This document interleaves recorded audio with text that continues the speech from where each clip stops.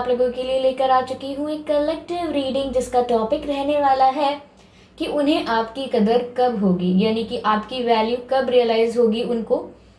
ये रहने वाला है टॉपिक। एंड व्यूअर्स, ये रीडिंग जनरल रहने वाली है, यानी सभी के साथ रेजोनेट नहीं करेगी, लेकिन जिनके साथ रेजोनेट करती है तो आप मुझे कमेंट बॉक्स में बताना ना भूलें। ओके, सभी साइंस के लिए है ये रीडिंग, चाहे आपका कोई भी साइन हो और चाहे आपकी कोई भी सिचुएशन हो, चाहे आप सिंगल हैं, कमिटेड हैं, मैरिड हैं, डिवोर्स्ड हैं, या आप नो कॉन्टैक्ट सिचुएशन में हैं, ये रीडिंग आपसे मैच कर सकती है। ये रीडिंग टाइमलेस रहेगी व्यूअर्स, यानी जब भी आप इस वीडियो तक पहुंचेंगे या ये वीडियो जब भी आप तक पहुंचेगा, ये रीडिंग तब आपसे मैच कर सकती है। फिर चाहे ये वीडियो आपके पास 2 साल, 5 साल, 6 साल, कुछ महीनों बाद भी पहुंचता है, तो ये आपसे तभी रेजोनेट करेगा जब ये आप तक पहुंचा है। तो इसीलिए ये रीडिंग टाइमलेस है, इसके बारे में आपको फिक्र करने की ज़रूरत नहीं है। ओके, तो अगर आप मेरे चैनल पर पहली बार आए हैं व्यूअर्स, देन सब्सक्राइब करें मेरे चैनल को, बेल आइकन को प्रेस करें, क्योंकि मैं ऐसे ही डिफरेंट टॉपिक्स पर रीडिंग लेकर आती रहती हूँ। एंड रीडिंग्स के दौरान intuitive messages, channel messages provide करती हूँ, और मैं नहीं चाहती कि आप वो मैसेजेस मिस कर पाएँ, इसीलिए सब्सक्राइब ज़रूर करें। ओके, आइए चलिए रीडिंग स्टार्ट करते हैं यहाँ पर कि उन्हें आपकी वैल्यू कब रियलाइज होगी। Okay, universe please guide us, universe please guide us, please guide us, उन्हें आपकी वैल्यू कब रियलाइज होगी। Universe please guide us.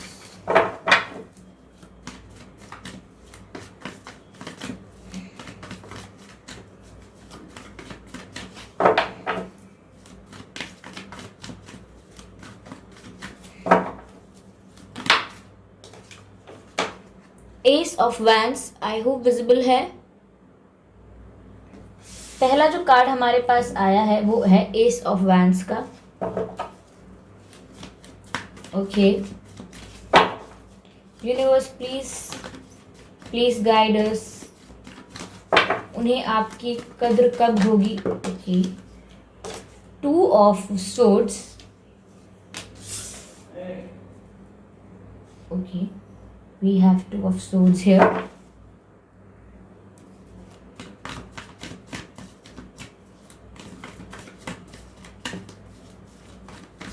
Universe, please guide us. Please give us more messages.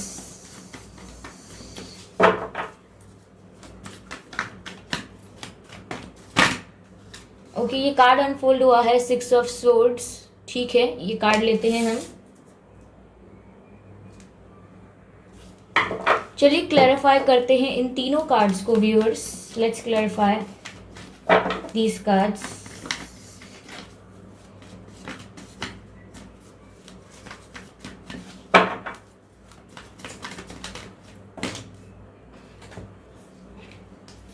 काफी सारे कार्ड्स गिर गए हैं एंड अनफोल्ड भी हो गए हैं, तो हम दोबारा शफल करते हैं। ओके, स्ट्रेंथ का कार्ड आया है व्यूअर्स, आई होप विजिबल है आप लोगों को।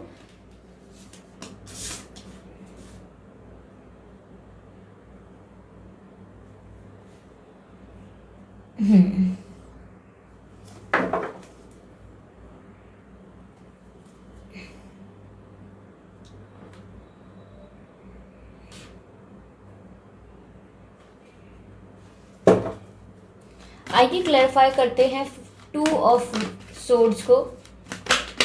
Okay, S of cups, very beautiful, बहुत ही अच्छे कार्ड्स आ रहे हैं।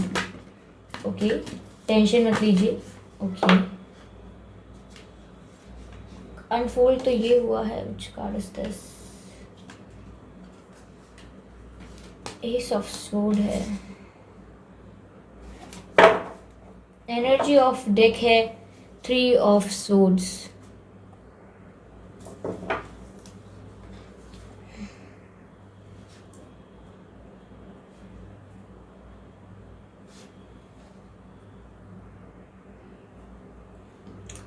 ओके व्यूअर्स, तो यहाँ पर उन्हें आपकी कद्र कब होगी। S of wands, 2 of swords, 6 of swords, strength card, S of cups, S of swords and 3 of swords. Viewers, पहली बात तो मुझे लग रहा है कि आप एयर साइन हो सकते हैं, या आपके पर्सन एयर साइन हो सकते हैं, या आप दोनों में से कोई फायर साइन भी हो सकता है। ओके,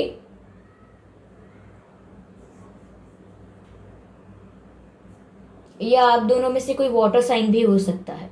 ठीक है, तो व्यूअर्स यहाँ पर उन्हें आपकी कदर कब होगी? पहली बात तो व्यूअर्स मुझे ये लग रही है कि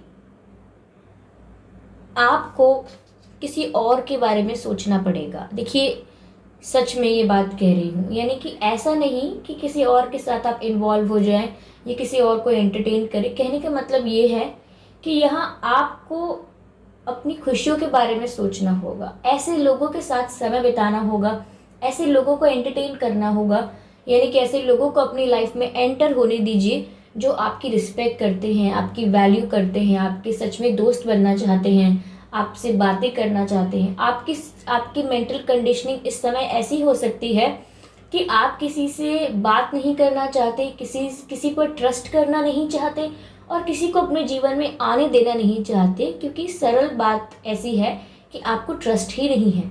कहीं ना कहीं आपकी एक पॉलिसी बनाई है आपने कि अब आपको ट्रस्ट नहीं करना है ज़्यादा लोगों पर। तो यहाँ पर आप कहीं ना कहीं जो लोग आपका अच्छा भी सोचते हैं, आप उन्हें अपनी लाइफ में एंटर नहीं होने दे रहे हैं।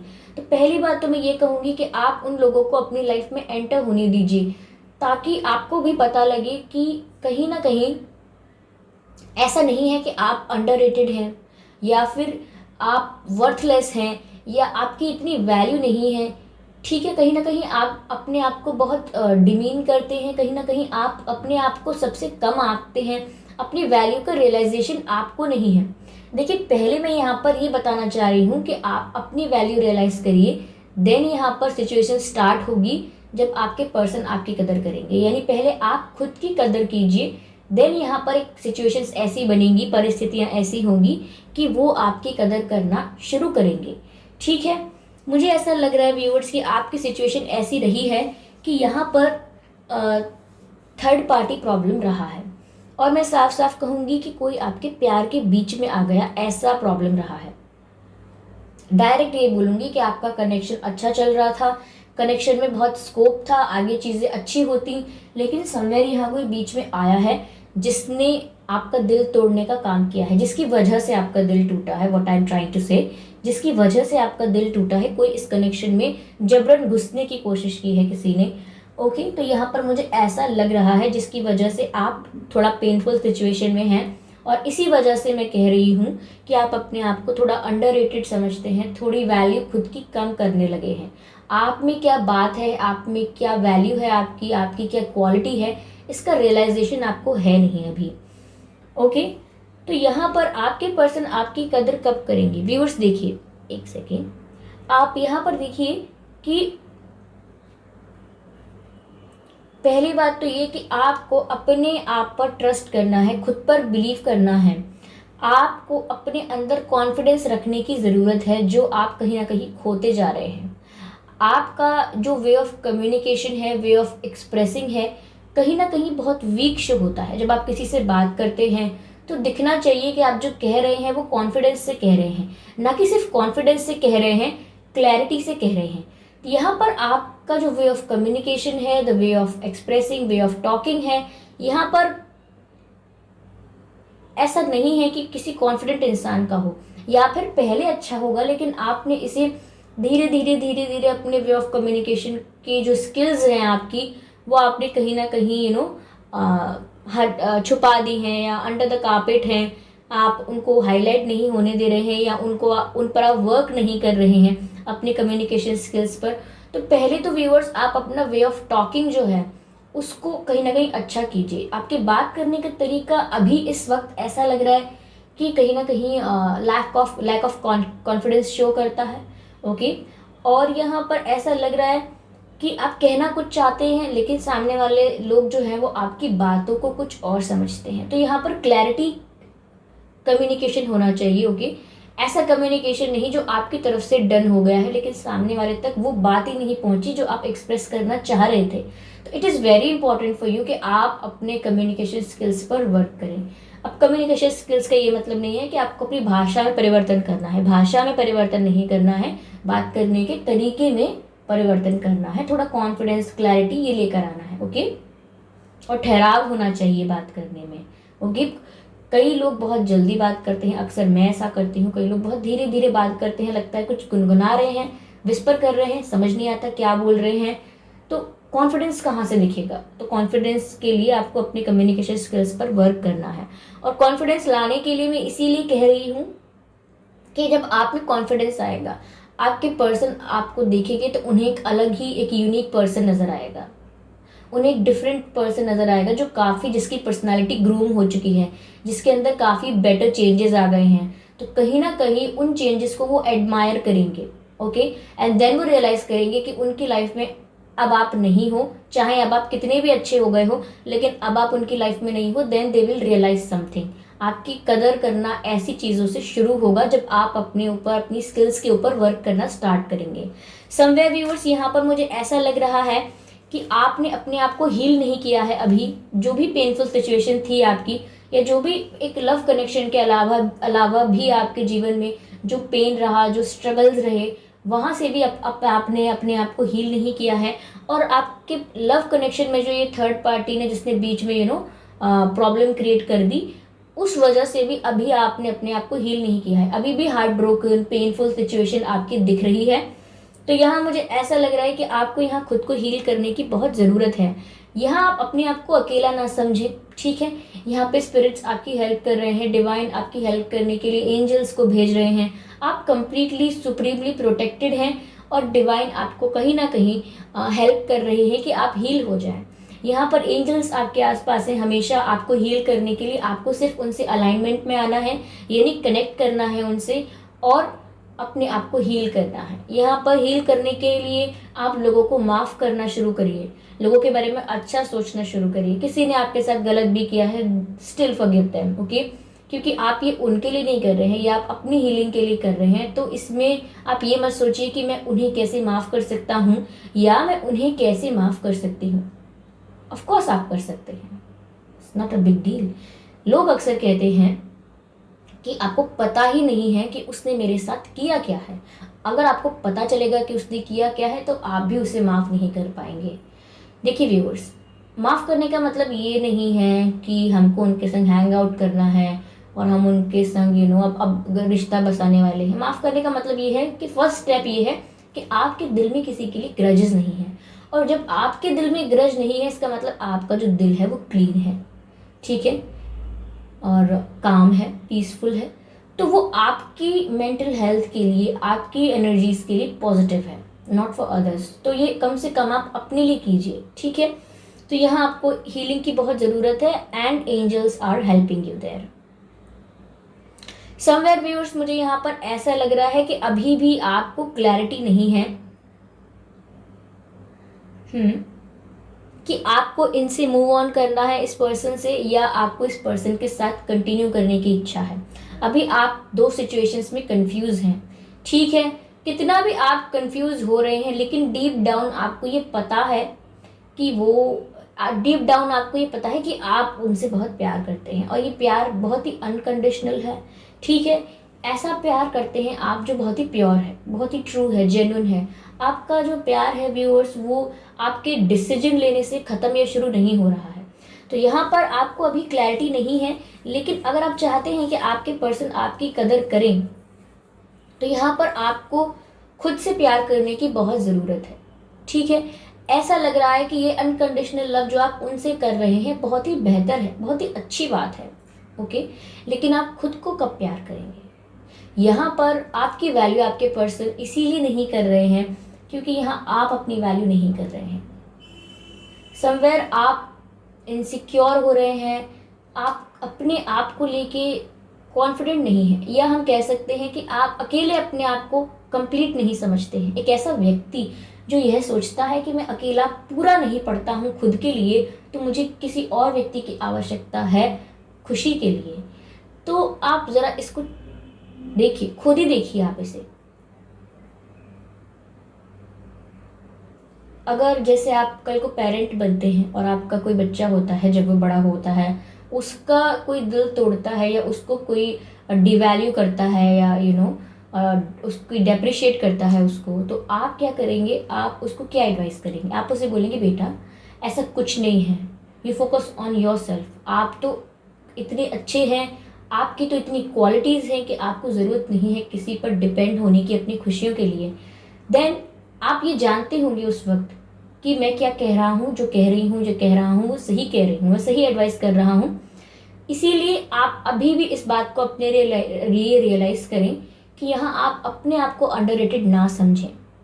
आप खुद से पहले अनकंडीशनल प्यार कीजिए, देन आपको क्लैरिटी आएगी कि आपको करना क्या है, और फिर आपको चाहे जो भी क्लैरिटी आए, फिर आपके पर्सन को आपकी कदर होना रियलाइज हो जाएगा, यानी आपकी वैल्यू रियलाइज होने लगेगी उनको। ओके, तो यहाँ मुझे ऐसा लग रहा है कहीं ना कहीं व्यूअर्स, मुझे ऐसा लग रहा है कि आपको एक डिसीजन भी लेना पड़ेगा। जैसे आप अभी कंफ्यूजन में हैं, ठीक है, जैसे आप अभी कंफ्यूजन में हैं कि मूव ऑन करें या इनका वेट करें, ठीक है, क्या करना चाहिए, तो ये कंफ्यूजन वाली सिचुएशन है। अगर आप ऐसी परिस्थिति में हैं तो पहली बात तो ये व्यूअर्स कि यहाँ पर आपको डिसीजन लेने की ज़रूरत है, ठीक है। यहाँ पर आपको अपने बेटरमेंट के लिए जो जो डिसीजंस लेने हैं, you are allowed to take, you are free to take. Divine आपसे यही चैनल करना चाहते हैं, आपको यही बताना चाहते हैं कि आप ऐसे डिसीजंस लीजिए जिसमें आपकी बेहतरी है, जिसमें आपका अच्छा होना है।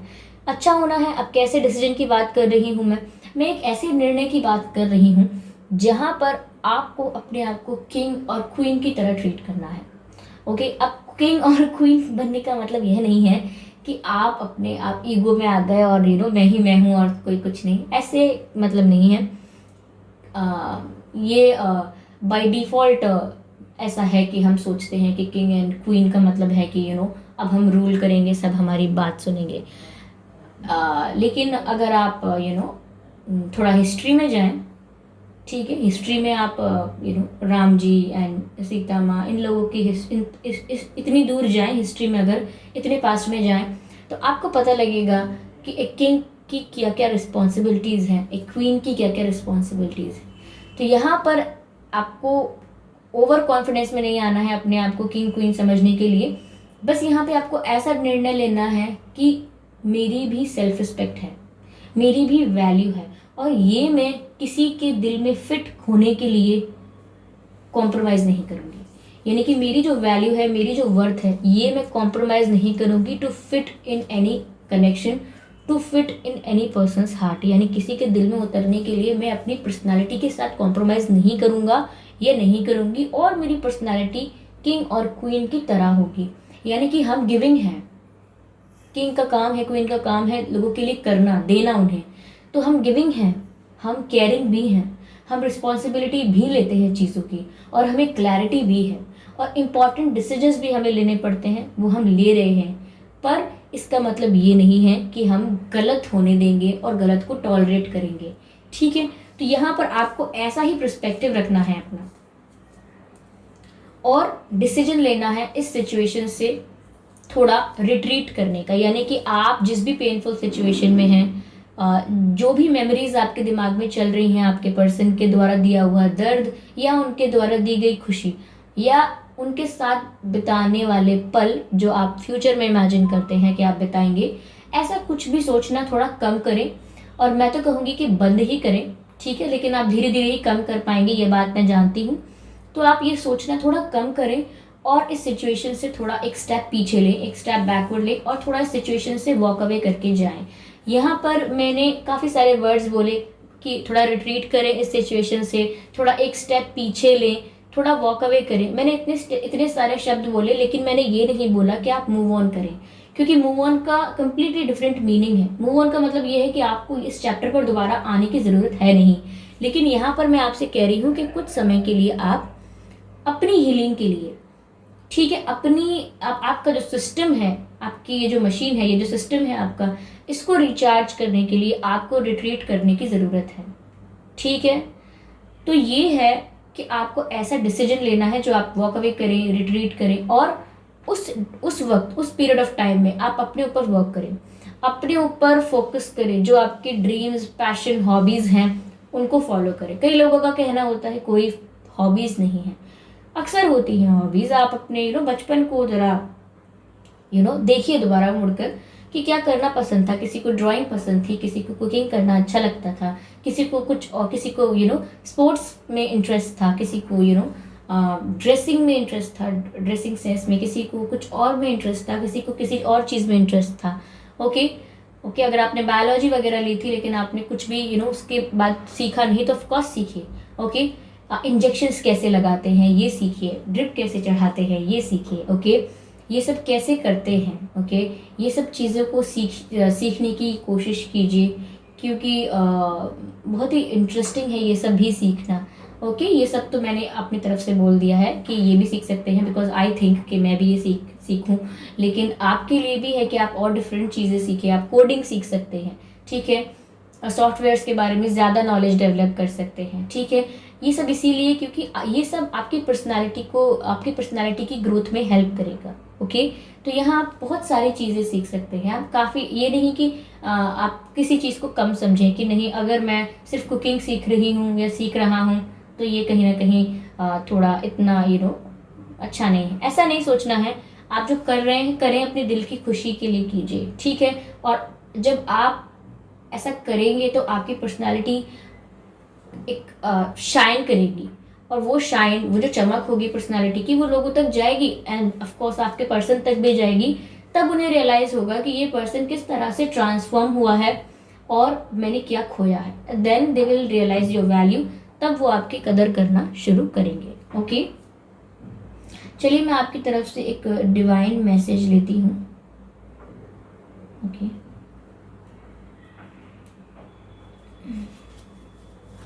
Universe, divine, please give us a message for viewers, give us a message for viewers. एक ही मैसेज लेंगे व्यूअर्स हम डिवाइन से आपके लिए, टू सी कि क्या है यहाँ पर डिवाइन के पास आपको कहने के लिए।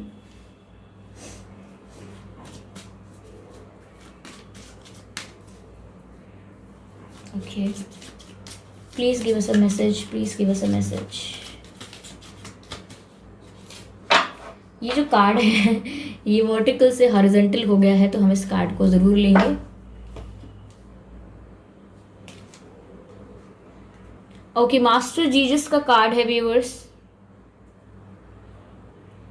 और इस कार्ड में लिखा है if you can see forgiveness, ठीक है, फॉरगिवनेस लिखा है इस कार्ड में, और ये मास्टर जीसस का कार्ड है। I hope you can see.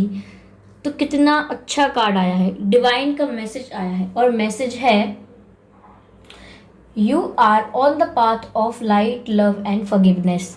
तो फॉरगिवनेस की बात तो व्यूअर्स आपको पहले भी चैनल हुई थी कि आपको पहले तो माफ़ करना है उन लोगों को जिन्होंने आपको कोई तकलीफ दी है, कोई दुख दिया है। सबको माफ़ कर दीजिए, छोड़िए ये सब, ठीक है ना। अब क्या पता कल मैं ना रहूं या कल वो ना रहें या कल आप ना रहें, कब तक रखेंगे ये सब हम दिल में, ठीक है।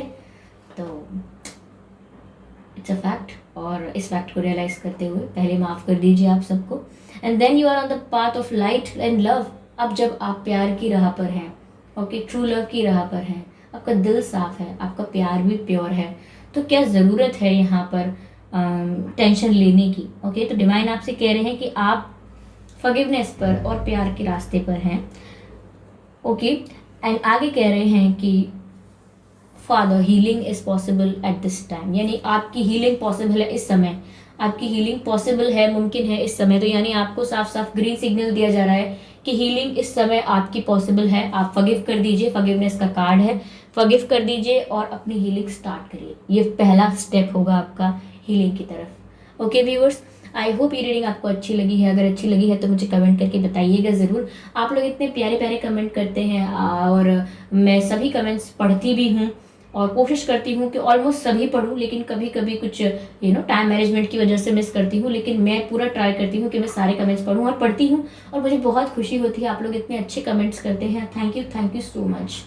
ठीक है, इतने प्योर सोल्स हैं आप, कैसे फॉरगिव नहीं करेंगे किसी को। मुझे तो इतने अच्छे कमेंट्स लिख देते हैं, जिससे जानते भी नहीं हैं उसको इतनी अच्छी बातें लिख देते हैं, तो जिन्हें जानते हैं उनको तो ज़रूर माफ़ करेंगे। ठीक है, तो मुझे कमेंट करके बताइए, फीडबैक दीजिए, सजेशंस दीजिए अगली रीडिंग्स के लिए, और वीडियो को लाइक करना बिल्कुल मत भूलिएगा। ओके, तो चलिए मिलते हैं अगली रीडिंग में, तब तक के लिए बाय बाय।